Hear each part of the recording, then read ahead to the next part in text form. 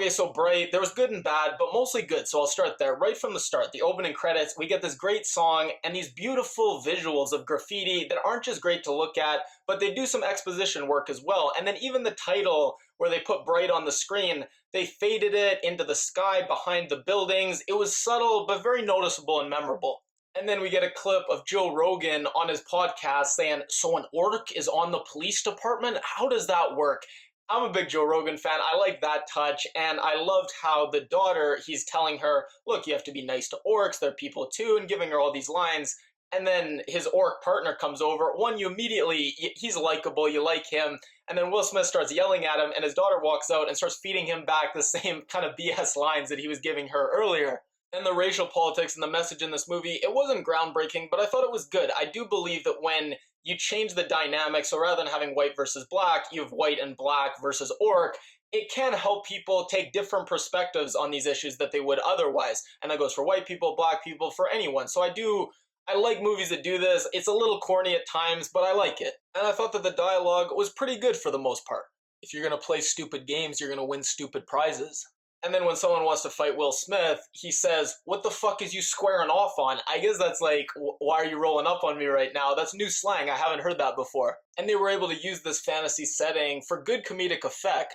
Ain't nothing over here but rich-ass elves. And the violence and the action, while it wasn't amazing, I think for Netflix original standards, it was quite good. And even though the action sequences, the fight choreography, it wasn't always great, we got great memorable moments. He stabs someone with the poker from the foosball table. She does kind of the Matrix run wall, but instead of it being unrealistic, she just uses it to get out of a chokehold. It was kind of this great mix of stylized and practicality. My biggest negative was, as I'm watching this, I was like, that's a cool visual, that's a cool song, that's a cool little fight sequence there, but I never really felt invested in the characters. I never really cared that much about the plot and how it turned out. It was more like, oh, this is a cool movie, I like what they're doing here, and just kind of enjoying it without really feeling invested. Even the orc character, like I say, he was likable, but it never really made that next step to really fleshing him out as a full-fledged three-dimensional character. He was always just kind of, well, he's likable, but I'm not going to get too invested in him or what happens. So while I was really impressed with the creativity of this movie, its ambition, its humor at times, some of the action sequences, I was disappointed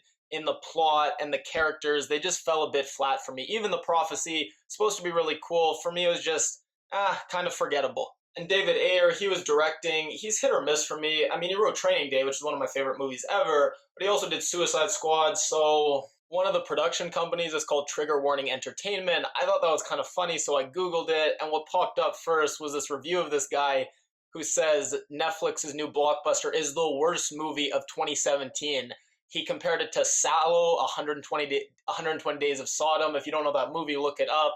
Just like, really, is it that bad? I thought as far as Netflix originals go, this one was pretty good. I think it's definitely worth a watch. I'd recommend it. If you like my review, please give it a thumbs up. If you haven't already, you can click my face at the end of the video to subscribe. If you watched the movie, leave a comment. Let me know how you liked it. Let me know any other movies you'd like me to review or any other feedback on my reviews in general. Leave a comment and I'll definitely read it and reply.